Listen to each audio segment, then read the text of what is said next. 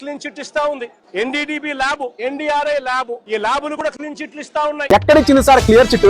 నేను నమ్మే ఆ మహాశివుడు సాక్షిగా, ఆ 7 కొండల వాడి సాక్షిగా, నా మనస్సాక్షిగా చెప్తున్నా, సిట్ సమర్పించిన 200 పేజీల నివేదికలో వైసీపీ హయాంలో కల్తీ జరగలేదు అని లేదు.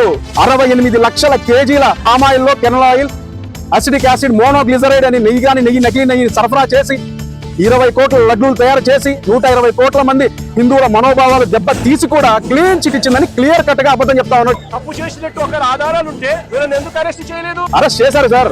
అరెస్ట్ చేసింది ఎవరో తెలుసా? 2025 అక్టోబర్ లో అప్పన్న అరెస్ట్ చేశారు. 33 మందితో సహా అప్పన్న కూడా ఉన్నాడు. అప్పన్న వైవి సుబ్బారెడ్డి గారి పిఏ. ఆ పిఏని అరెస్ట్ చేశారంటే మీకు వచ్చిన ఉదాహరణ చెప్తా.